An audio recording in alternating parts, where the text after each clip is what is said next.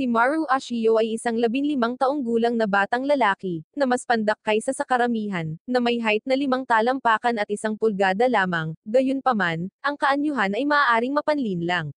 Sinanay niya ang kanyang katawan at isip sa loob ng maraming taon na may pangarap na makamit ang titulong Yokozuna, na ibinibigay sa pinakamalakas na sumo wrestler sa mundo ng professional sumo. Kakatapos lang graduate ng middle school, papunta na si Maru sa high school na sumo powerhouse, Ishigami High para tingnan ang sumo club nito at makakuha ng admission sa paaralan. Napansin niya ang isang babae na sinasamantala sa masikip na tren at pinahinto ito, at pinilit na pinababa ang nang sasamantalin na lalaki sa susunod na istasyon. Ipinahiya ni Maru ang lalaki sa publiko para sa kanyang mga aksyon, ngunit pinigilan siya ng station attendant, sa pag-aakalang siya ay isang nansasamantala din dahil nakasuot lamang siya ng kanyang mawashi belt. Siya ay pinakawalan ng ilang oras mamaya sa tanghali, na naging dahilan upang makaligtaan niya ang pagsasanay sa umaga ng sumo club. Nahihirapan si Maru na i-navigate ang kanyang daan patungo sa paaralan dahil maaga siyang bumaba sa isang istasyon, at mayroon lamang isang hindi magandang iginuhit na mapa na ginawa ng kanyang kaibigan. Sa di kalayuan, narinig niya ang pagtunog ng kampana ng paaralan at tumakbo siya patungo dito, sa pag-aakalang ito ay mula sa Ishigami High. Habang nakatingin sa front gate, narinig niya ang pamilyar na tunog ng hampas at kalabog ng sumo practice sa likod. Nasasabik siyang makitang kumikilos ang kilalang sumo club, dumiretso siya sa likod at umakyat sa bakod para sumali sa sumo wrestler na si Shin. Si Maru ay humanga sa kalidad ng sumo ring, na puno ng perpektong nakaimpake na dumi at isang matigas na border, na hindi maaaring hindi ginawa mula sa isang hose ng tubig na puno ng dumi. Kumpiyansa si Maru na ipinakilala ang kanyang sarili at sinabi ang kanyang layunin na maging Yokozuna pagkatapos maging pinakamalakas na sumo wrestler sa high school at nag-alok na magsanay sila. Bago makasagot si Shin, hinubad ni Maru ang kanyang kamiseta upang ipakita ang isang kahanga-hangang maskuladong katawan na may mga galos sa kanyang mga balikat. Inilagay ni Shin ang lahat ng kanyang lakas dito, ngunit napakadaling hinawakan ni Maru ang kanyang mukha at itinulak siya pababa sa lupa, at mabilis na natapos ang laban. Humanga sa kanyang husay, tinanong siya ni Shin kung bakit hindi niya narinig ang kanyang pangalan sa anumang opisyal na laban. Sinabi ni Maru na maaari lamang siyang lumahok sa ilang mga laban sa elementarya dahil sa ilang mga hindi magandang pangyayari, ngunit ngayon ay nagpaplano siyang sumali sa paaralan upang muling buhayin ang kanyang mapagkompetensyang mga araw ng sumo. Masayang-masaya si Shin na marinig ang plano ni Maru na sumali sa sumo club. Sinuri ni Maru ang dojo ngunit nagulat siya nang makitang puno ito ng mga gang. Pinagsabihan ng gang si Shin sa pagpasok sa dojo, ngunit tumayo si Maru para sa kanya at ibinaba ang isa sa kanila sa lupa. Nagdudulot ito ng away sa dojo, at ang kanilang pinuno, si Gojo, ay pumasok sa eksena. Matapos marinig ang kaguluhan, iminungkahi ni Maru na subukan niya at ng kanyang mga gang ang sumo wrestling minsan, na naging sanhi ng pagtawa nilang lahat. Sumingit si Shin, same time na humingi ng tawad kay Gojo, at kinaladkad si Maru palayo sa dojo. Ipinaliwanag niya na si Gojo ang pinakamalakas na estudyante sa paaralan at may nakakatakot na reputasyon, sa kabila ng pagiging sophomore lamang, at nanalo siya sa kanto tournament para sa karate sa middle school. Sa madaling salita, mas mabuting huwag na lang kalabanan si Gojo. Tinanong ni Maru kung nasaan ang ibang miyembro, at sinabi ni Shin na siya lang ang miyembro. Nagtanong si Maru kung paanong ang sumo powerhouse, Ishigami High, ay mayroon lamang isang miyembro. Sinabi ni Shin na ang paaralang ito ay ang Doki High, at makatuwirang ninais ni Maru na sumali sa isang powerhouse para sa kanyang mga pambihirang kasanayan. Tiniyak ni Maru kay Shin na nakikita niya ang dedikasyon ni Shin sa sumo sa pamamagitan ng kanyang pangangatawan, at sa mahusay na pagkakagawa ng sumo ring. Nagpaalam siya at sinabing inaabangan niya ang muling pagkikita nila sa isang opisyal na paligsahan. Naglalakad si Maru sa Ishigami High kasama ang mga bagong direksyon na ibinigay ni Shin ngunit siya ay umikot lamang at nakarating muli sa Doki High. Nagpasya siyang tingnan ang likod ng bakod upang pasalamatan muli si Shin. Gayunpaman, nang lumakad siya sa likod, nakita niya ang sumo ring na ganap na nasira. Sinira ni Gojo at ng kanyang mga gang ang sumo ring bilang pagganti sa insidente sa dojo. Naisip ni Shin na mag-quit sa sumo, sinabing wala siyang pakialam noong binubuli nila siya at tinawag siyang mataba, ngunit ngayon ay inalis na nila ang isang bagay na mahalaga sa kanya. Sa galit, hinarap ni Maru ang grupo ng gang at hinamon si Gojo sa isang tunggalian. Kung manalo si Maru, kukunin ng sumo club ang dojo, at sumasang-ayon naman si Gojo, hanggat maaari niyang itakda ang mga kondisyon ng tunggalian, at maghintay siya sa kanya sa dojo. Si Shin ay galit na nagmakaawa kay Maru na umatras sa tunggalian, na nagsasabing imposible na si Gojo ay pananatilihin itong patas na laban. Hindi nagpapigil si Maru, isinasaalang-alang ang isang hamon upang mapabuti ang kanyang sarili para sa titulo ng Yokozuna. Nagdulot ito ng pagkabalisa ni Shin, na nagsasabing ang pinakamababang tangkad para sa pagpasa sa medikal na pagsusulit upang maging isang pro sumo wrestler ay 167 sentimetro, or halos 5 talampakan at 6 na pulgada. Masyadong pandak si Maru para dito at dapat itigil ang pag-iisip tungkol sa isang imposibleng pangarap. Sinabihan niya si Maru na bumalik sa bahay at haharapin niya ang iba. Pumasok si Shin sa dojo at sinabi kay Gojo na hindi magpapakita si Maru sa tunggalian, at gagawin niya ang lahat para kay Gojo para sa istorbong dinulot nila. Sinabihan siya ni Gojo na huminto sa sumo dahil gusto niyang alisin ni Shin ang isang bagay na mahal niya. Papayag na sana si Shin nang pumasok si Maru na nakasuot ng mawashi belt at hiniling na simulan ang tunggalian. Sinabi niya kay Shin na alam niyang mas mahina ang katawan niya para sa sumo, ngunit binabawi niya ito sa kanyang malakas na fighting spirit. At dapat na magkaroon din ng malakas na fighting spirit si Shin at huwag sumuko. Sinabi ni Gojo ang kondisyon ng tunggalian, mananalo si Maru kung matitiis niya ang mga suntok ni Gojo sa loob ng 10 minuto nang hindi lumalaban. Walang takot, sinabihan siya ni Maru na magsimula na. Ang isang importanteng bagay ay, ang sumo ay isang esport kung saan mawawala ang anumang bahagi ng iyong katawan, maliban sa mga talampakan ng iyong mga paa, na dumampi sa lupa. Ilang taon na nagsanay si Maru para pataasin ang kanyang tibay, at nilabanan ang pagbagsak sa lupa sa kabila ng mga suntok. Ang buong estudyante ay nanunood sa pagkamangha habang siya ay nananatiling nakatayo sa buong tagal ng pagsusuntok. Kapag ang timer na itinakda ng isa sa mga gang sa loob ng 15 minuto sa halip na 10 ay natapos na, itinulak ni Maru si Gojo sa lupa sa isang pag-atake lamang. Dahil sa makapangyarihang pagkilos na pagtanto ni Shin na si Maru ay talagang ang 2 beses na kampyon sa elementarya mula 3 taon na ang nakalilipas na tinawag na Unitsune, or the Monarch National Treasure, para sa kanyang hindi kapani-paniwalang lakas. Natalo si Gojo at binigay sa kanya ang susi ng dojo. Si Shin ay time na nagpapasalamat kay Maru sa pagbawi ng dojo para sa kanya. Kinabukasan, pumasok si Shin sa dojo para makita si Maru, na nagsabing bihira siyang makakita ng taong tulad ni Shin na mahilig sa sumo, kaya sasama siya sa Dakihay para bumuo ng sumo club kasama niya. Naglalaban sina Maru at Shin sa maraming mga laban sa pagsasanay sa mga susunod na araw, ngunit inaasahan ni Maru ang mga opisyal na paligsahan. Tinukoy ni Shin na kailangan nila ng 5 miyembro sa club upang magparehistro para sa anumang mga paligsahan sa high school. Hindi pa nanghinaan ng loob si Maru, na nagtakda ng kanyang isip sa bagong misyon ng pag-recruit ng 3 pang miyembro. Sa araw ng pag-sign up sa club, nagdadala si Maru ng isang palayok na puno ng masarap na ramen upang akitin ang mga mag-aaral at mapasali sila sa sumo club. Gayunpaman, hindi ito sapat upang makuha ang atensyon ng sinuman. Ang iilan na dumaan para sa pagkain ay iniluwa kaagad ito dahil nagdagdag siya ng labis na dami ng bawang at paminta. Sinabi ni Shin na hindi effective ang plano at nagtakdang mamigay na lang ng mga flyers. Isang mag-aaral ang lumapit, si Kun Isaki sa 2nd taon, isang miyembro ng wrestling club, ang nagustuhan ng pagkain at humirit pa ng mas madaming pagkain, at ginamit ni Maru ang pagkakataon para imbitahan siya sa sumo club. Gusto ni Kun Isaki na maging nangungunang mixed martial artist ng Amerika at hindi siya partikular na interesado sa sumo. Gayunpaman, nakita niyang sapat na kawili-wili si Maru para imbitahan siya sa exhibition match na gaganapin ng wrestling club. Matapos mabigong makapagpasali ng miyembro sa sumo club, nagpasya sina Maru at Shin na pumunta sa gym para tingnan ang exhibition match.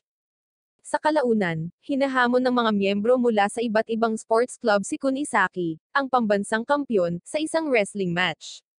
Pinatumba silang lahat ni Kun Isaki, kasama ang karate, judo, at boxing club.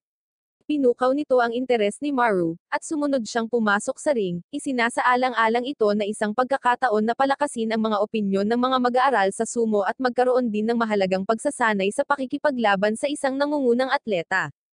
Tahasan na minamaliit ni Kun Isaki ang sumo bilang isang mahinang sports dahil habang nagpapatuloy ang wrestling at judo match hanggang sa hindi na makalaban ang kalaban, ang mga sumo match ay nagtatapos kaagad kapag may nakahawak sa lupa gamit ang parte ng katawan maliban sa kanilang mga paa. Para kay Kun Isaki, ang isang panalo sa sumo ay may mas mababang kahulugan. Iminumungkahi ni Maru ngayon na lumaban sila sa mga patakaran ng kani-kanilang esport, kaya matatalo si Maru kung ang anumang bahagi ng kanyang katawan ay dumampi sa lupa or lumabas sa sumo ring, at matatalo si Kun Isaki kung napatumba siya ng higit sa ilang segundo. Dahil alam nitong nagbibigay ito ng malaking kalamangan, minaliit siya ni Kun Isaki sa pamamagitan ng pagtali ng sinturon sa kanya para mas madaling mahawakan siya ni Maru. Si Rina, kapatid ni Gojo at presidente ng Student Council, ay nag-alok na maging referee sa laban sa pag-asang mapahiya si Maru kapag matalo siya, at ito ang kanyang maging kabayaran sa pambubugbog sa kanyang kapatid. Nang tumunog ang bell, dumiretso si Kun Isaki sa mga binti ni Maru at naghanda na ihagis si Maru sa lupa. Ngunit kumawala si Maru sa kanyang pagkakahawak at hinampes ang kanyang ulo sa sahig. Ito ay isang agarang tagumpay para kay Maru sa isang sumo match, ngunit ang palabas ay dapat na magpatuloy. Bumangon si Kun Isaki at sinubukang salakayin si Maru, ngunit nag-counter-attack si Maru nang hindi man lang hinayaan ang kanyang mga tuhod na dumapo sa sahig. Ito ay nagpapakita kung gaano kahirap na pabagsakin ng isang malakas na sumo wrestler. Naglunsad ng mga pag-atake si Maru gamit ang isang open hand strike, at ibinagsak si Kun Isaki sa lupa sa pamamagitan ng pag-angat ng kanyang hita. Sa tuwing mapapabagsak niya si Kun Isaki, uma-atras siya na parang sumo wrestler. Pakiramdam ni Kun Isaki na parang minamaliit siya, ipinagpatuloy ni Kun Isaki ang laban ng may matinding focus.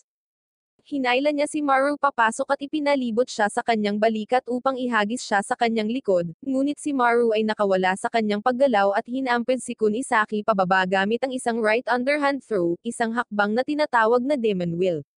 Natigilan sa kanyang kakayahang kontrahin ang pag-atake na iyon, isinuko ni Kun Isaki ang laban, at ang isang dismayadong Rina ang nagpahayag kay Maru na panalo. Pagkatapos ng laban, sumali si Kun Isaki sa sumo club matapos mapagtanto ang potensyal nito sa pagtulong sa kanya na makamit ang kanyang layunin na maging isang nangungunang mixed martial artist. Ang isa pang estudyante, si Kit, ay humiling din na sumali sa club pagkatapos ma-inspire sa laban. Sinabi ni Gojo sa kanyang kapatid na si Rina, na tapos na siya sa pagiging leader ng gang at sasali sa sumo club upang maging pinakamalakas. Kinabukasan, pumasok sina Maru at Shin sa isang kumikinang na malinis na dojo. Si Gojo, na maagang dumating, ay naglinis ng dojo at humiling na sumali sa sumo club. Ipinaubaya ni Maru ang desisyon kay Shin, na maraming taon nang binubuli ni Gojo. Si Gojo ay time na humingi ng paumanhin para sa kanyang mga maling gawain at hiniling kay Shin na isaalang-alang ang kanyang pagsali. Naramdaman ang kanyang sinseridad, pinatawad siya ni Shin at hinayaan si Gojo na maging bahagi ng sumo club. Sa pamamagitan nito, ang sumo club ay may kabuuang 5 miyembro, sapat na upang magparehistro para sa mga opisyal na paligsahan. Pagkarating ng lahat sa dojo, pumasok ang isang may itim na buhok at nakasalamin na lalaki. Siya si Choji, na sumali sa Dokihai dahil narinig niyang sumali si Maru sa sumo club ng paaralan. Pareho silang member ni Maru sa isang dojo noong elementarya pa lang sila, sinasabi niyang may pupunta niya ang club sa nationals bilang supervisor ng club nila. Pagkatapos inaayos ni Choji ang mga practice match kasama ang Igahai, ang runner-up team sa Inter-High School National Tournament noong nakaraang taon. Ang lahat ng miyembro ng Igahai ay may kahangahangang katawan, dojo upang magsanay ng sumo, patunay ng kanilang katayuan bilang isa sa powerhouse. Ang mga laban ay napaka-one-sided na nananalo ang Igahai sa mga laban. Pagkatapos naging sabik si Kun Isaki sa kanyang turn at gumamit ng isang wrestling move upang manalo. Dumating ang turn ni Maru, ngunit hindi na siya mahagilap. Sa labas ng dojo, nakita niya ang kanyang mga dating kakompetensya, sina Kuz, at Karyo. Gaya ni Maru, itinuring din si Kuz bilang isang pambansang kayamanan sa sumo wrestling sa antas ng elementarya. Gayunpaman, tumigil siya sa paglalaro nang sumunod sa kanya ang kanyang ama, isang dating yokozuna, na lumaban matapos niyang ma-dislocate ang balikat ni Maru sa isang opisyal na laban. Lumalabas na ang tanging dahilan kung bakit nagawang ayusin ni Choji ang mga practice match na ito sa Iga High, ay dahil kailangan ng coach ng koponan si Kuz upang makabalik sa laro, at umaasa siya na kapag nakita niyang nagsusumikap pa rin si Maru ay mamomotivate si Kuz. Inaasahan din ni Kariyo dito at hinamon si Maru sa isang laban para hikayatin si Kuz. Si Kariyo ay isang first-year student tulad ni Maru at hindi mas matangkad sa kanya. Siya ang kampiyon sa middle school midway class tournament at top 8 sa open weight middle school tournament na ginawa siyang isang mabigat na kalaban. Matindi ang magiging laban, kung saan nagsimula si Kariyo sa mababang pag-atake, ngunit kinontra ito ni Maru at itinulak siya pabalik. Sa kalaunan, binuhat niya si Kariyo sa pamamagitan ng kanyang belt, ngunit si Kariyo, na pinaghandaan ng husto si Maru, ay naghihintay para sa pag-atake na ito at nilock ang kanyang binti sa binti ni Maru at sinubukan siyang patumbahin. Gayunpaman, pinipigilan ni Maru ang kanyang sarili at ibinaba siya sa pamamagitan ng pagsasagawa ng Demon Will technique na isang twisted underarm throw. Matapos manalo, tinuya ni Maru si Kuz na labanan siya, at sa pagkakataong ito ay pumasok na siya sa ring. Nag-uunahan ang dalawang umatake sa simula ng laban, dahilan para ma-slide pabalik si Maru mula sa pagkakabangga. Nilock ni Kuz ang kanyang braso kay Maru at mahigpit na humawak dito, ngunit sa halip na umatras na laban si Maru at pinakawalan ang sarili. Parehong humahawak sa sinturon ng isa't isa at nagpapalakasan ng katawan, at ang may kalamangan ay gagawa ng mapagpasyang panalong paggalaw sa posisyong ito. Gayunpaman, ang laban ay pinahinto ng isang guro, na nakita si Kuz sa ring at ipinatupad ang pagbabawal ng kanyang ama sa pakikipaglaban sa mga laban. Sina Maru at ang iba ay umalis, nadismaya pagkatapos ng isang mahalagang araw ng pagsasanay.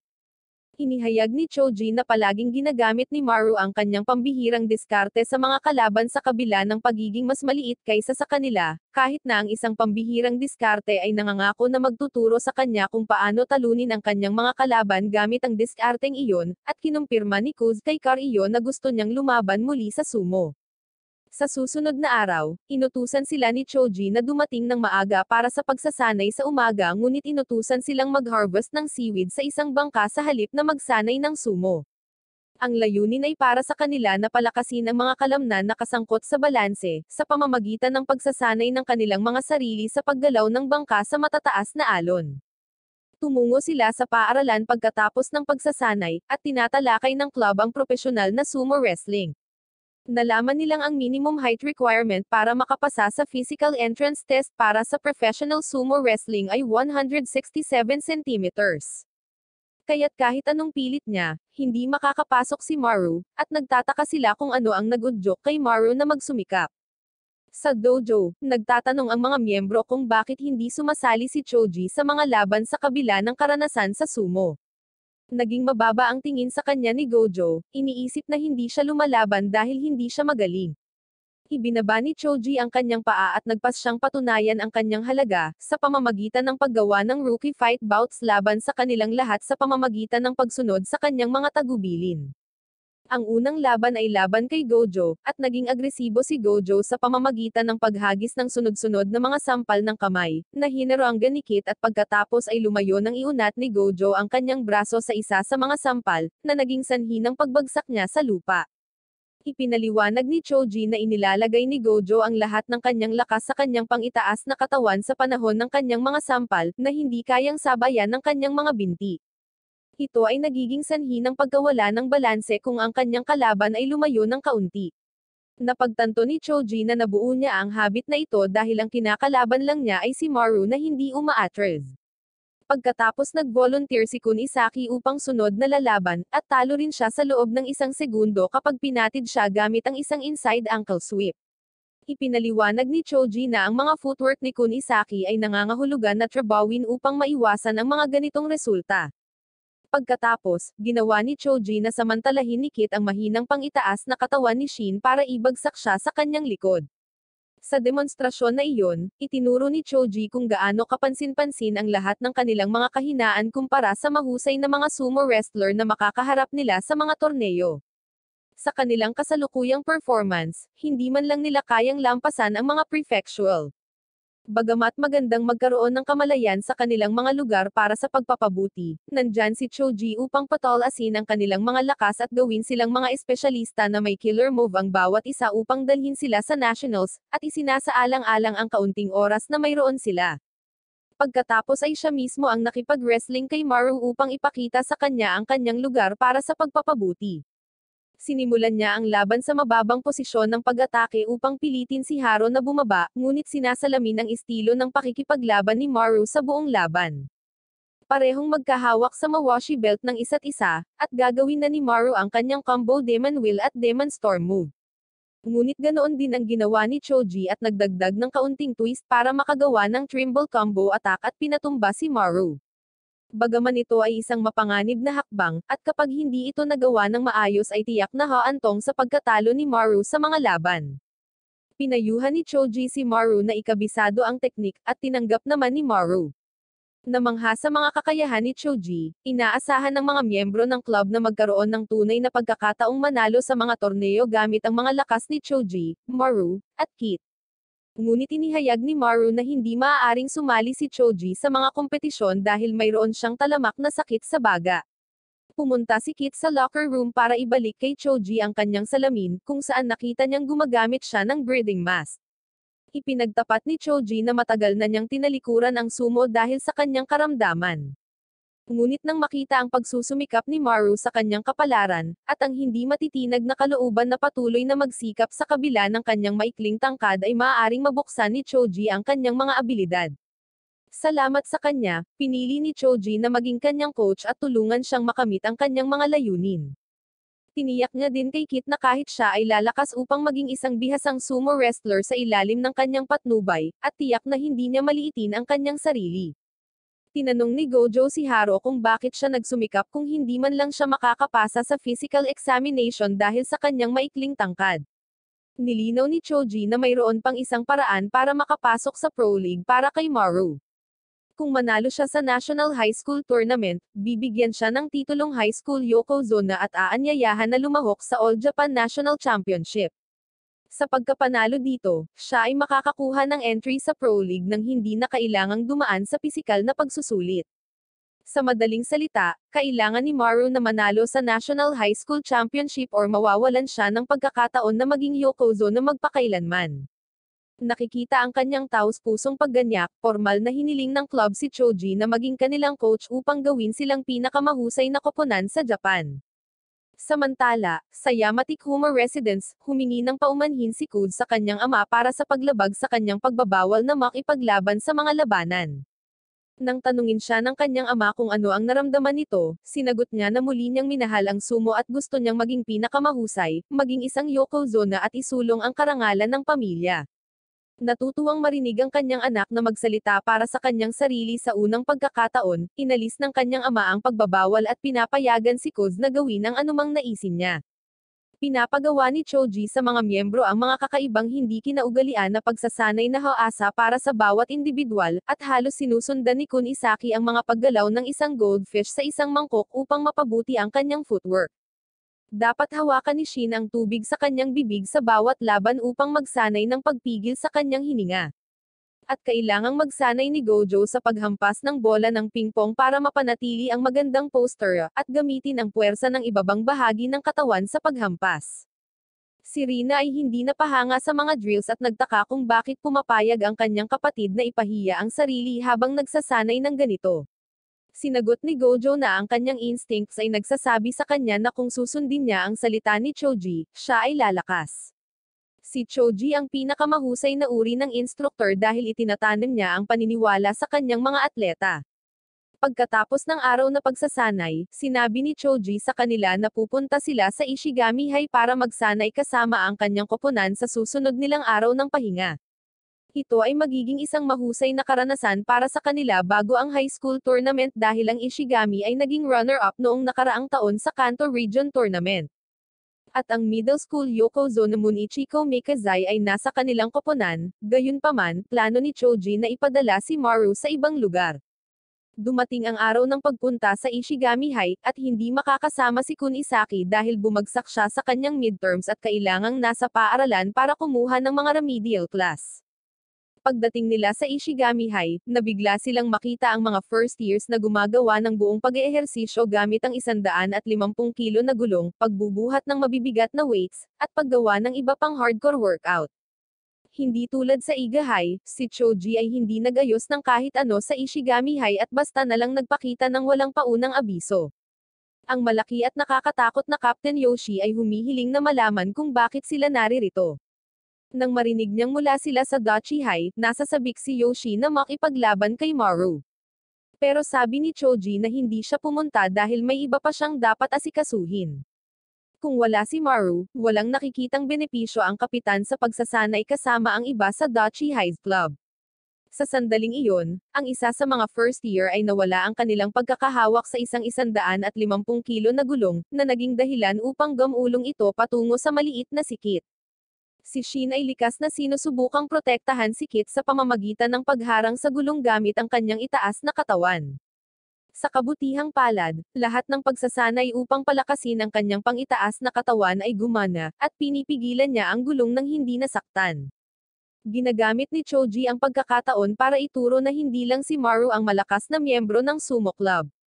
Bagamat hindi kumbinsido, hinahayaan sila ng kapitan na magsanay upang makabawi sa insidente ng gulong. Ang unang sparring session ay sa pagitan ni Gojo at ng isang second-year heavyweight class wrestler, si Kichi. Bago ang laban, pinayuhan ni Choji si Gojo na iwasang hawakan ang Mawashi belt ngunit sa halip ay gumamit ng karate-infused strike para itulak ang kanyang kalaban palabas ng ring. Gumagana ng maayos ang diskarte sa una, ngunit kalaunan ay nabawi ni Kichi ang kanyang composure at hinawakan ang belt ni Gojo. Kapag nangyari iyon, hudyat na matatapos na ang laro, at itinapon niya si Gojo sa lupa.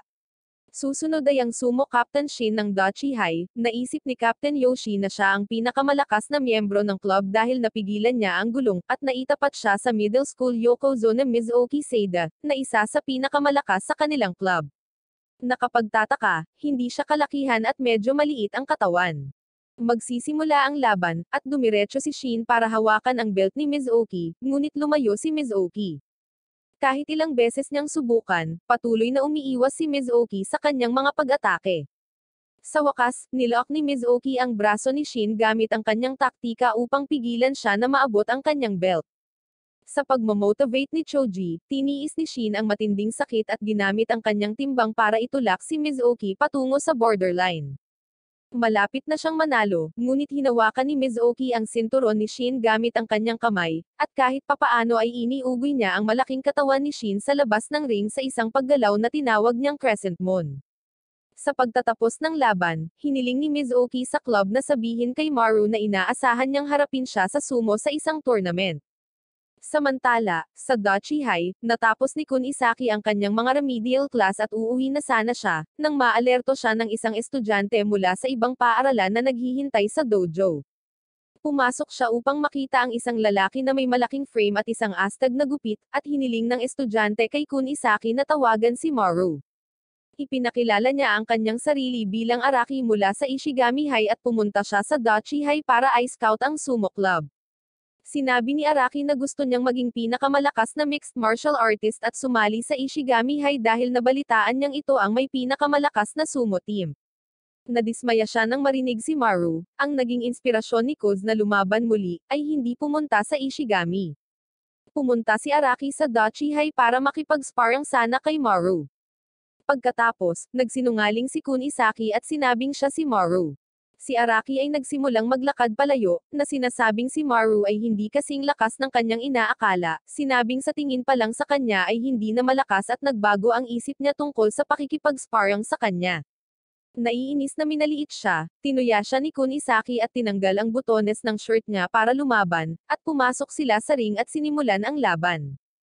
Sa sorpresa ni Kun Isaki, nagsagawa si Araki ng isang judo move, hinawakan ang braso ni Kun Isaki at inihagis siya sa kanyang balikat. Gayunpaman, si Kun Isaki ay nagawang melapag ang kanyang mga paa sa lupa at umatake para atakihin ang binti ni Araki ngunit nakaiwas ito. Nalilito si Araki at itinigil saglit ang laban at sinabi na hindi talaga siya si Maru.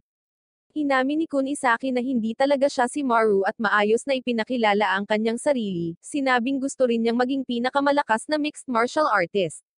Nagsimulang magtalo ang dalawa kung sino ang mas mahusay na MMA fighter, at biglang isang guro ang pumasok at pinalaya si Araki dahil sa pagpasok sa paaralan. Sinabi ni Araki na inaasahan niyang makita muli si Kunisaki sa Inter-High Tournament bago umalis. Sa kabilang banda, pinuntahan ni Maru ang address na ibinigay sa kanya ni Choji at napagtantong nasa Oyakata stable siya, nakilala sa pangangasiwa ng mga nangungunang pro. Gaya ng nakasanayan, si Master Oyakata at ang mga pro sumo wrestler ay nalulungkot kapag nakita nila kung gaano kaliit si Maru. Hindi nila siya tinuturing na seryosong kalaban at sinusubukan na aliwin siya na parang bata. Sinabi nila sa kanya na lumahok sa isang hamon kung saan kung manalo siya sa isa sa mga laban, maaari niyang iuwi ang Oyakata stable merch. Si Takuya, isang kamakailang nagtapos sa high school at newbie pro wrestler, ay nakatalagang makipag-spar sa kanya. Dahil doble ang laki niya kay Maru, plano ni Takuya na hayaang manalo si Maru. Sa huli, pagkatapos magpanggap na nahihirapan sa laban, gayunpaman, pagkatapos makita ang panimulang mga stamp ni Maru, sinabi ni Oyakata kay Takuya na seryosohin ang laban. Nagsimula ang laban, at agad na bumangga si Maru sa katawan ni Takuya at tinulak siya palabas ng ring. Sa pagpapakita ng kanyang kakayahan, hiniling ni Maru kay Oyakata na hayaan siyang seryosong magsanay kasama niya. Nag-iisip ng mabuti si Oyakata kung ano ang magiging desisyon niya, dahil si Master Oyakata ay hindi din katangkaran kaysa sa karamihan ng mga wrestler, ngunit hindi ito naging hadlang sa kanyang pag-atake ng direkta sa mas malalaking kalaban, katulad ni Maru. Pinagkadalubhasaan ni Oyakata ang pamamaraan ng ilang dekada ng matinding pagsasanay. Umaasa si Choji na makikita ni Oyakata ang talento ni Maru at mag-abayan din siya. Ang Master Oyakata ay nanunood habang madaling tinatalo ni Maru ang kanyang mga pro sumo wrestler sa Sandam Division, na siyang ikatlong antas sa profesional na sumo. Ang pakikipaglaban ni Maru ay nagpamangha ng husto kay Norihiro na isang pro level na pumayag na makipag-spar sa kanya. Si Maru ay umatake sa sandaling magsimula ang laban, ngunit si Norihiro ay nanatili sa posisyon at nagsagawa ng headbutt kay Maru, dahilan upang siya ay mawalan ng balanse, at agad siyang ibinagsak ni Norihiro sa lupa. Ilang rounds pa ang ginagawa nila, at natalo si Maru. Maya-maya, hindi na pumayag si Norihiro sa anumang laban dahil naiintindihan niya ang teknik ni Maru. Ipinaliwanag niya na tinuruan siya ng kanyang master na maging parang tubig, maging malumanay habang humahampas din ng malakas na puwersa. Gayunpaman, lumalaban si Maru na parang apoy, palaging nagngangalit ngunit medyo mahina pa. Humingi si Maru ng isa pang laban, na nagsasabing nais niyang maging isang Yokozuna. Naiinsulto si Norihiro dahil parang pambata ang sinabi ni Maru, habang naiintindihan ni Norihiro ang hirap na dapat tiisin para matamo ang titulo. Pumayag siya sa isang huling laban para turuan ng magandang leksyon si Maru. Sa pagkakataong ito, si Maru ay bumababa hanggat maaari at sa hindi inaasahang lakas ay hinawakan ang sinturon ni Norihiro mula sa ibaba, at sinubukan siyang ihagis sa pamamagitan ng pagbubuhat sa kanya. Naglunsad ng matinding pag-atake si Norihiro, ngunit nagawa ni Maru na mapaluhod si Norihiro. Dahil humanga siya, sinabi ni Norihiro kay Maru na pumunta ulit bukas. Inaanyayahan ni Master Oyakata si Maru na manatili para mas makilala pa siya. Kumain si Maru ng masarap na nilagang chankini mula sa unang pagkakataon para sa hapunan at mas nakilala ang mga wrestler. Sa gabi, hindi siya mapakali para makatulog, at bumaba sa dojo upang suriin ang mga laban na naganap kanina. Isang high school club manager ang nanatili sa kwadre ng ilang oras, nakita siya, at ibinahagi kung paano gustong maging pro sumo wrestler ang kanyang kapatid. Pumasok si Master Oyakata at nag-alok na makipag-spar sa kanya. Nakikita niya ang kanyang sarili kay Maru, tulad ng inaasahan ni Choji. Bagamat hindi naging Yokozuna si Master Oyakata, lagi niyang inaasam na makita ang isang maliit na tulad niya na maging isang Yokozuna balang araw, at nakikita niya ang potensyal na iyon kay Maru. Ang lahat ng iba pang mga pro ay nagising sa oras na iyon, at nagsisimula ang pagsasanay. Pagkatapos ng mahabang araw ng pagsasanay, umalis si Maru at ang manager ng club. Sinabi ng manager ng club na inaabangan niya ang pagkikita ng kanilang mga koponan sa nationals, at sinabi ni Maru na inaasahan niyang maging Yokozuna sa high school. Sinabihan siya ng babae ng good luck pero sinabing hindi iyon mangyayari ngayong taon dahil makikipagkumpetensya ang kapatid niya. Ibinunyag niya na siya ang manager ng team ng Hakura High, at ang pangalan niya ay Saki Tenuji. Napagtanto ni Maru na ang kanyang kapatid ay si Shido Tenuji, ang kampyon ng National High School. Dumating ang araw ng preliminary round ng high school. Sabik na sabik si Shin na manalo sa araw na iyon dahil ito na ang kanyang huling pagkakataon na sumabak sa isang high school tournament dahil siya ay nasa kanyang huling taon na.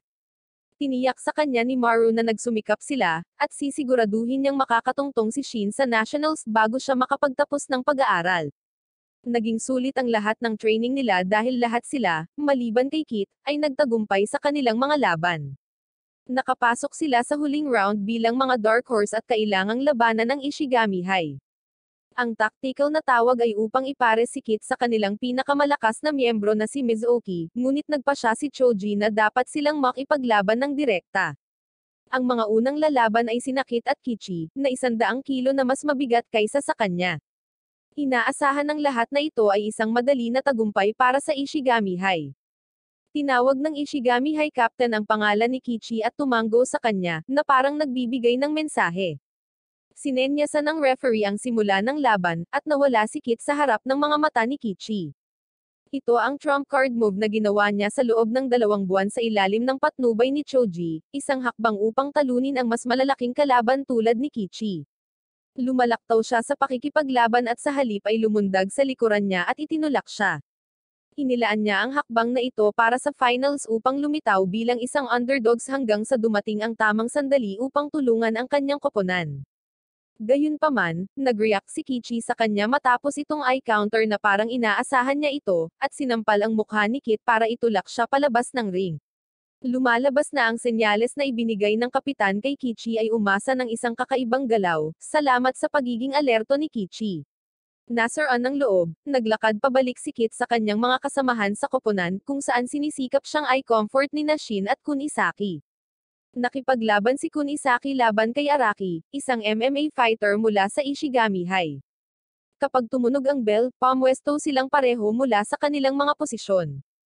Sa kalaunan, umatake si Kunisaki para hawakan ang kanyang magkabilang binti, isang hakbang na mahirap kontrahin sa judo. Inaasahan ito ni Araki, at nag-counter-attack ng isang inner shoulder throw ngunit ang mahigpit na pagsasanay ni Kunisaki sa footwork ay nagpapahintulot sa kanya na mahigpit na humawak sa lupa. Iniligtas ni Araki ang kanyang sarili mula sa pagkahulog sa pamamagitan ng paggawa ng front flip sa himpapawid. Sinusubukang patumbahin siya muli ni Kunisaki habang wala siyang balanse, ngunit si Araki ay naglunsad ng isang grab arm technique, isang uri ng sakripisyong paghagis sa judo. Sa huling sandali na halos mapahamak si Kunisaki na matalo, ginaya niya ang teknik ni Maru na Demon Wheel at hinampid si Iraqi sa lupa, na nagpapanalo sa kanya sa matinding laban. Dahil pantay ang score ng dalawang paaralan, susunod si Gojo laban sa Captain Yoshi ng Ishigami High. Siya ay may espesyal na galit sa mga gang dahil sa walang katapusang panliligalig na hinarap ng kanilang sumo club sa Ishigami High noong nakaraan. Nakilala niya si Gojo bilang pinuno ng gang ng Dachi High at natutuwa sa ideya na bugbugin siya. Si Yoshi ay isang wrestler na karaniwang umaatake ng una, kaya ang paglapit masyado ay nakamamatay para sa kanyang mga kalaban. Sa pag-iisip na iyon, plano ni Gojo na umatake kaagad at banggain ang kanyang baba upang mawalan siya ng balanse. Gayunpaman, hindi inaasahang sinimula ni Yoshi ang laban sa pamamagitan ng paghampas sa kanya at halos itulak siya palabas ng borderline. Sa sandaling iyon, naalala ni Gojo ang una niyang pagsali sa sumo club. Pinalayas siya ng kanyang karate master sa kanyang dojo matapos malaman ang tungkol sa paggamit niya ng kanyang mga turo para maging isang gangster.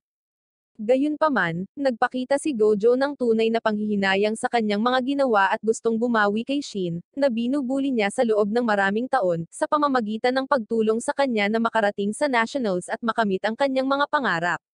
Naramdaman ang kanyang sinseridad, kinuha siya ng kanyang guro at tinuruan siya ng mga espesyal na tiwaling galaw na gagamitin sa sumo. Naghandang dumpense si Gojo at gumamit ng isang karate flip at switch technique ngunit ito ay hindi para mahulog si Yoshi. Sinundan niya ito ng isang open hand na suntok, ngunit nakakagulat, hinaranggan ito ng kapitan gamit ang kanyang noo at itinulak siya pabalik. Bilang huling paraan, ginagamit ni Gojo ang huling hakbang na may mataas na peligro na natutunan niya mula sa kanyang karate master. Sinipa niya ang binti ni Yoshi para hawakan ang kanyang panloob na binti, ginamit ang grip para bumilis patungo sa kanya, at buong lakas na hinampes ang kanyang ulo. Si Gojo ay gumawa ng isa pang strike upang tapusin ito, ngunit inilock ito ni Yoshi at, sa determinasyon ng isang tapat na kapitan, hinawakan ang sinturon ni Gojo at itinapon siya sa lupa. Bagaman isang mabigat na laban mula sa magkabilang panig ang nangyari, natalo si Gojo. Si Shin ay nagpakita ng isang matapang na mukha at mabilis na tiniyak kay Gojo na siya ay mananalo sa kanyang laban upang madala sila sa Nationals, ngunit napansin ni Maru ang kanyang pagkabalisa at nag-udyok sa kanya sa pamamagitan ng pagpapakita ng kanyang pananampalataya sa kapitan. Umakyat si Shin sa entablado na may panibagong pag-asa at hinarap ang kanyang kalaban, si Yuki. Umatake at ibinagsak ni Yuki si Shin sa lupa bago pa man magsimula ang laban. Naniniwala si Choji na sinadya niyang gumawa ng maling panimula para maputol ang focus ni Shin at mawalan siya ng kumpiyansa. Magsisimula ang laban, at nagsimulang umatake si Shin, na nagpapakitang hindi nawala ang kanyang focus. Ang isang flashback ay nagpapakita na si Yuki ang nagpatigil sa isang gang sa panliligalig sa Ishigami High Sumo Club. Mula noon, napansin niyang nagsasanay si Shin sa labas ng dojo ng Dachi High dahil sa mga gang sa paaralan at nagsimpatya sa kanya. Gayunpaman, ang makita siyang nagsasanay sa labas araw-araw na nag-iisa ay naging sanhi ng kanyang simpatiya na maging isang paggalang at takot dahil hindi niya alam kung magkakaroon ba siya ng kagustuhang gawin din ito kung siya ang nasa posisyon ni Shin. Parehong mabangis na lumalaban habang hinahawakan ang sinturon ng isa't isa, ngunit tila walang nakakalamang dahil pantay ang mga lakas ng mga ito. Sa kalaunan, binuhat ni Shin si Yuki, nagpakawalan ng hininga, at ginamit ito bilang pagkakataon para ihagis siya. Ngunit nag-counter-attack si Yuki, dahilan para mahulog silang dalawa sa ring. Idineklara ng referee na panalo ang Dachi High, na nagbukas ng mga kortina sa huling laban sa pagitan ni Maru at Mizuki. Si Mizuki ay may kumpiyansa na umakyat sa entablado para sa laban na lagi niyang hinihintay. Pagkatapos ng lahat, sumabak siya sa sumo wrestling sa middle school pagkatapos mapanood ang huling laban ni Maru sa kampyonato sa elementarya. Siya ay naging middle school yokozuna, ngunit hindi siya nasiyahan dahil ang taong gusto niyang labanan ay hindi na nakikipagkompetensya, at ngayon dumating na rin ang sandaling pinapangarap niya. Magsisimula ang laban, at nahirapan si Mizuki na kontrahin ang mga welga ni Maru, na itinulak siya sa gilid ng ring. Napangiti siya dahil natutuwa siyang sa wakas ay kailangan niyang gumawa ng tunay na pagsisikap sa pakikipaglaban, ngunit mabilis itong nawala nang makita niya ang seryosong mukha ni Maru. Nagsisimula na ring umatake si Mizuki, ang bawat strike ay tiyak na nagtatarget para itulak paatras si Maru. Sa sandaling marating nila ang gitna ng ring, hinawakan ni Mizuki ang sinturon ni Maru upang gawin ang kanyang teknik na Crescent Moon, ngunit inaasahan ito ni Maru at lumayo siya sa danger zone habang hinahawakan ang sinturon ni Mizuki. Sinusubukan niyang magsagawa ng Demon Will technique at pagkatapos ay isang Demon Storm, na parehong nabigo. Nagsimula siyang gumawa ng 100 demon takedown, na mukhang ito ang magiging winning move, ngunit natakasan ito ni Mizuki at nagsimulang lumaban ng may panibagong intensidad. Ang National Treasures ay nagsimulang maghagis ng mga galaw ng napakabilis na hindi matukoy ng madla kung ano ang nangyayari. Sa isang punto, mahigpit na nilock ni Mizuki ang braso ni Maru, ngunit hinayla ito ni Maru at hinawakan ng dalawang kamay niya ang sinturon ni Mizuki para ihagis siya. Ngunit si Mizuki ay nananatili pa rin sa kanyang kinatatayuan. Lumayo si Mizuki sa kanyang kinatatayuan, hinawakan ang sinturon ni Maru gamit ang isang kamay, at itinapon siya sa kanyang balikat gamit ang kanyang crescent move technique. Inaasahan ng lahat, pati na si Maru, na siya ay tatama sa lupa pagkatapos nito. Gayunpaman, sa huling sandali, pinilit ni Maru ang kanyang sarili na lumabas sa pagkakalock ni Mizuki kapalit ng pagkakasugat sa kanyang kanang braso. Tinapos ni Maru ang laban sa kanyang 3-combo attack na binansagan niyang 100,000 demonyong drop, sa wakas ay hinampid si Mizuki sa lupa. Sa kamanghamanghang tagumpay ni Maru, ang Dachi High ay nanalo sa Inter-High School Championships Preliminary Round, isang resulta na hindi inaasahan ng sinuman ngunit lahat ay nagpalakpakan para sa kanilang koponan. Sila ang magiging kinatawan ng Chiba Prefecture sa Nationals. Pagkatapos ng mga laban, lahat ay nagpapahinga sa kanilang mga tolda. Mukhang hindi masyadong seryoso ang pinsala ni Maru, ngunit bahagyang na-dislocate ang balikat ni Mizuki at nagkaroon ng matinding pinsala mula sa laban. Inaako ni Mizuki ang buong responsibilidad sa pagkatalo ng Ishigami High at humingi ng paumanhin. Si Captain Yoshi ay humiling sa kanya na manatili sa Ishigami High Sumo Club para sa natitirang bahagi ng high school, at magtagumpay sa susunod na mga laban kapag siya at ang iba pang ikatlong taon ay magtapos sa huling bahagi ng taong ito, at malugod niya itong tinanggap niya. Pagkatapos ng mga laban ng koponan, magsisimula ang preliminary round para sa mga individual na laban, at ang pinakamataas na tatlong kalahok ay mapupunta sa nationals. Ang dynamic sa mga individual na laban ay ganap na naiiba kung saan ang mga taong naging teammate sa ilang sandali ay maaaring kailanganing lumaban sa isa't isa upang manalo. Si Shin, na umuunlad sa positibong suporta mula sa kanyang koponan, ay nag-ambala sa kanyang unang individual na laban at halos hindi nanalo laban sa kanyang kalaban. Samantala, mabangis na lumaban si Maru sa loob ng ring sa kabila ng kanyang pinsala sa braso. Si Kunisaki ay pinanghahawakan din ng pressure dahil alam niya ang mga pangarap ng kanyang mga kasamahan sa koponan. Napagpasyahan niyang parangalan sila at ipaglaban ang lahat at nanalo sa pamamagitan ng paggamit ng unang quarter moon move ni Mizuki sa kanyang unang laban, na nakuha niya mula sa pagmamasid sa huling laban ng koponan. Madaling nanalo si Gojo sa kanyang laban sa isang mapagpasyang pag-atake din. Dumating ang nakakatakot na sandali ng pagharap sa isang teammate sa isang laban sa pagitan ni Maru at Kunisaki, ngunit pareho silang determinadong manalo. Sinimulan ni Kunisaki ang laban sa pamamagitan ng paggaya sa isa sa mga galaw ni Akari, at patuloy na gumagamit ng kombinasyon ng mga diskarteng na obserbahan niya mula sa mga laban ng koponan, na nagpapakita ng kanyang kakayahang mag-improvise. Gayunpaman, ang lahat ng ito ay mga distractions, at sa wakas ay nagsagawa siya para sa kanyang tunay na teknik kung saan niya hinawakan ang sinturon ni Maru. Ngunit pinigilan siya ni Maru sa pamamagitan ng pag-headbutt sa kanya.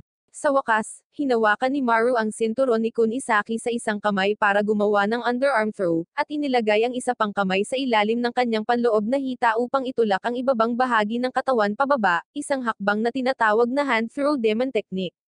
Sa pamamagitan nito, nanalo siya sa laban. Pagkatapos ng laban, nilagyan ni Maru ng cast na may yelo ang kanyang nasugatang braso. Hiniling niya kay Choji na ilihim ang kalubhaan ng pinsala dahil ayaw niyang mag-alala sa kanya ang kanyang mga kasamahan sa koponan. Sinubukan ni Choji na mga tuwiran sa kanya, sinabing hindi siya nag-iisip na palalay ng kanyang pinsala sa pamamagitan ng pakikipaglaban sa isang kasamahan sa koponan, ngunit sinabi ni Maru na gusto niyang ipakita sa kanila ang paggalang sa pamamagitan ng pakikipaglaban sa kanila ng buong lakas, at pumayag din si Choji na itago ang kanyang sikreto. Natalo si Kit sa kanyang unang individual na laban, at habang lumalabas ng entablado hiniling ni Choji sa kanya na panatilihin ang tiwala sa kanya, at tutulungan niya itong lumakas bilang isang manlalaban na maaaring manalo sa kampyonato ng pambansang koponan. Sumang-ayon si Kit dito at aabangan ang ibibigay na mga pagsasanay.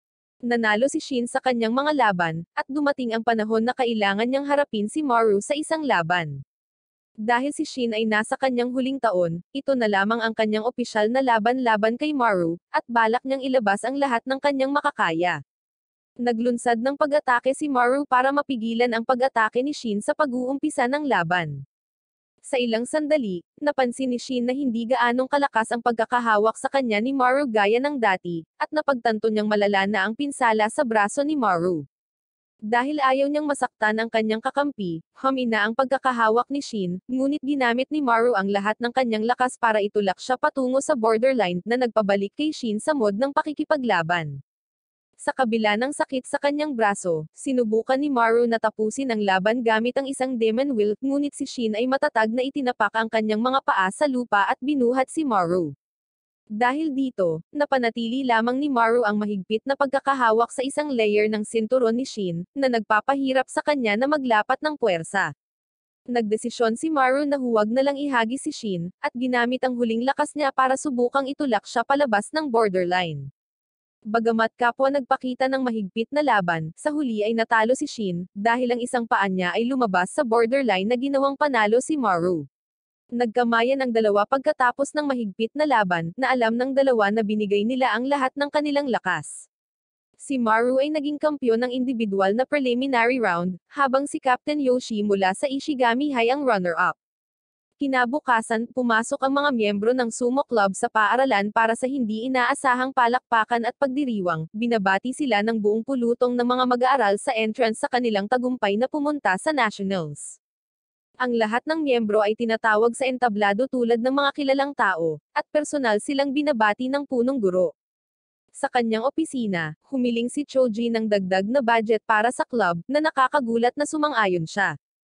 Ang mga miyembro ay hindi nasisiyahan sa napakalaking positibong pagkilala na nakuha nila mula sa paaralan at nagtataka kung ano ang nangyayari.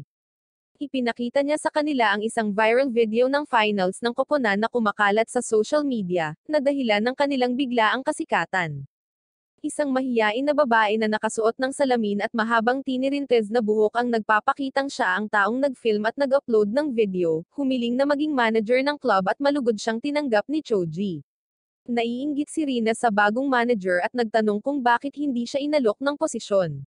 Nagdesisyon si Choji at tinanggap din siya, iniisip na siya ang tiket niya sa pakikihalubilo mula sa student council. Pagkatapos ng eskwela, ang club ay tumungo sa isang buffet upang ipagdiwang ang kanilang tagumpay at mga bagong miyembro. Ipinakilala ng manager ang kanyang sarili bilang si Shizuka, isang estudyante sa unang taon, at ang mga miyembro ay nagustuhan agad siya.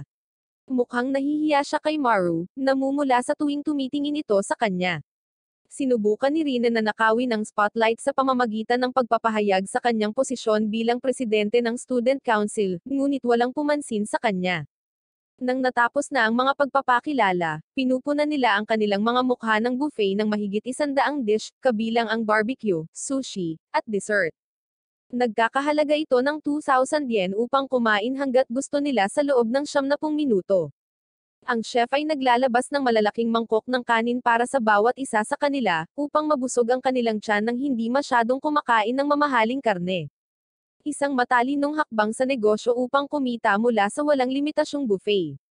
Gumagana ito nang mabusog ang karamihan sa mga miyembro pagkatapos kumain ng ilang piraso ng inihaw na karne at isang mangkok na puno ng kanin. Gayunpaman, si Choji ay naglalagay ng mas maraming plato ng pagkain sa mesa, na nagpapahayag na ang pagkain na ito ay hindi lamang para sa pagdiriwang kundi isang sesyon ng pagsasanay para sa kanila. Ang bawat isa sa kanila ay dapat kumain ng 2 beses sa pang-araw-araw na calorie intake ng isang pro sumo wrestler, na umaabot sa 20,000 calories. Ang layunin ay para sa mga miyembro na lumaki at mas lumakas dahil ang kanilang koponan ay nasa mas dihadong posisyon kumpara sa mga team sa nationals. Natakot ang chef, at kinuha ng lahat ang kanilang mga mangkok at nagsimulang lumamon ng pagkain sa kanilang lalamunan. Sa 5 minutong natitira, lahat ay nasa kanilang ganap na limitasyon. Gayunpaman, kinuha ni Maru ang kanyang chopsticks at kumain sa huling round ng barbecue, na nagsasabing hindi siya karapat-dapat na maging isang yokozuna kung hindi niya maubos ang pagkain sa kanyang plato. Lahat ng mga lalaki ay nag-cheer sa kanya habang tinatanggap ng chef ang pagkatalo sa kanyang mga tuhod. Ang sumo club ay pinagbawalan na muling kumain sa restaurant. Nang maglaon, nagsasama-sama ang club upang talakayin ang pagsasanay para sa nationals sa loob ng 2 buwan. Sa ngayon, nakatuon sila sa individual na pagsasanay, ngunit plano ni Choji na ipares sila ngayon sa pangunahing layunin ng pagsulong ng mabuting komunikasyon. Ipinapares niya si Gojo kay Captain Shin dahil kailangan ni Gojo ng pagsasanay para malabanan ang pag-grab ng kanyang mga kalaban, at kailangang magtrabaho si Shin sa pagtakaw sa kanyang mga kalaban. Makikipagpares si Choji kay Kit para tumulong sa pagbuo ng kanyang lakas, at ang huling pares ay sina Maru at Kunisaki. Mukhang walang laban si Gojo sa mga individual na pakikipaglaban kay Shin, na parang wala talaga ang puso niya dito. Tinanong ni Shin si Gojo kung may mali, ngunit binaliwala ni Gojo ang kanyang mga alalahanin. Sinisikap ni Shin na mag-open up siya, sinasabing ang buong punto ng pagpapares ay ang pakikipag-usap sa isa't isa. Lalo lang siyang pinalayo nito, at sinabi niya kay Shin na hihilingin niya kay Choji na magtalaga ng bagong partner. Pagkaraan ng ilang sandali, inamin niya na nagigilty pa rin siya sa pambubuli kay Shin sa loob ng maraming taon at sa pagsisikap na ilayo sa kanya ang sumo. Akala niya makaka-move on na siya pagkatapos maglinis ng dojo at humingi ng tawad sa kanya bago sumali sa club. Ngunit matapos mapagtanto ang kasiyahan sa sumo, mas namulat siya sa ninakaw niya kay Shin. Sa kabutihan ng kanyang loob, sinabi sa kanya ni Shin na napatawad na niya si Gojo noong araw na sumali siya sa club. Dagdag pa rito, ang makitang unti-unting nagustuhan ni Gojo ang sumo sa paraang ginagawa niya ay isang kasiya siyang karanasan na ipinagpapasalamat niya, at hindi niya nais na mag-iba ang mga bagay-bagay. Sa wakas, napagtanto ni Gojo ang lahat ng sinabi sa kanya ni Shin, at bumalik sila sa pagsasanay ng may buong lakas. Pagkatapos ng pagsasanay, nanunood sina Maru at Choji ng mga recording ng mga laban ng kasalukuyang kampyon sa high school si Shido Tennoji, upang malaman ang mga taktika para talunin siya. Gayunpaman, nag-aalala sila na imposible ito sa kaunting oras na mayroon sila. Si Choji ay nakatanggap ng tawag mula kay Master Oyakata, na nag-imbita sa sumo club na magsanay kasama ang kanyang team sa katapusan ng linggo sa Nagoya, kung saan sila ay naghahanda para sa isa sa mga pro tournament. Sa ilang libreng oras bago makipagkita sa master, nahahati ang club sa dalawang grupo, ang isa ay nagtutuklas ng mga pagkain sa Nagoya at ang isa ay bumibisita sa Nagoya Castle. Masigasig na nagboluntaryo si Maru na makipag-wrestling match sa isang sikat na sumo actor, ngunit nakipagtalo sa ibang lalaki na gustong makipag-wrestling rin sa kanya. Pagkatapos, hinahamon ni Maru ang estranghero sa isang labanan upang magpasya kung sino ang makakalaban ng sumo actor kung saan sumang-ayon ang estranghero. Lumalabas na ang higanti na lalaki ay si Hikage, isang national treasure at isang malakas na kalaban para sa titulo ng high school na Yokozuna. Sinabihan ni Choji si Maru na umatras, ngunit hinawakan ni Maru si Hikage upang gawin ang kanyang demon drop technique para lamang makaramdam sa gitna ng laban na matatalo siya kung gagawin niya ang kanyang technique. Tinutuya siya ni Hikage na gawin ang kanyang teknik, ngunit naantala ito ng mga miyembro ng kanyang koponan na naghahanap sa kanya at huminto sa laban dahil may mga gawain siyang dapat tapusin para sa club.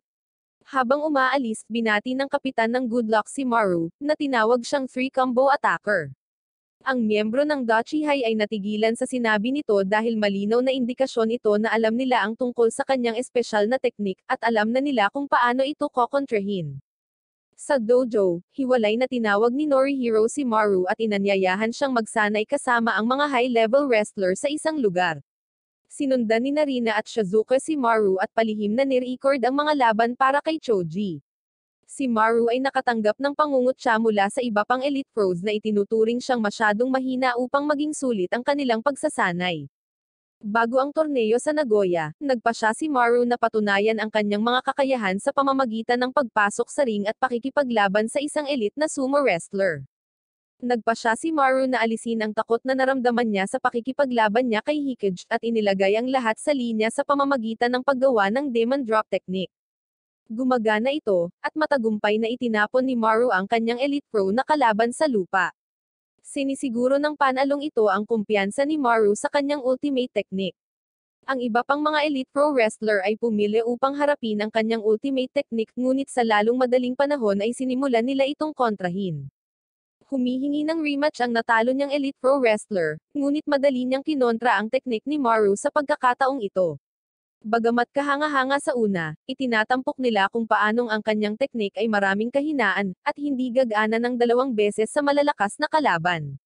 Masyadong nadismaya si Maru, iniisip na nawala sa kanya ang lahat ng kanyang pinaghirapan. Gayunpaman, binalik niya ang kanyang composure at nagsisikap na magsanay ng mas mahirap. Isang matandang lalaki na nanonood ng performance ni Maru kasama si Narina at Shizuka ang pumasok sa tent para kausapin si Maru.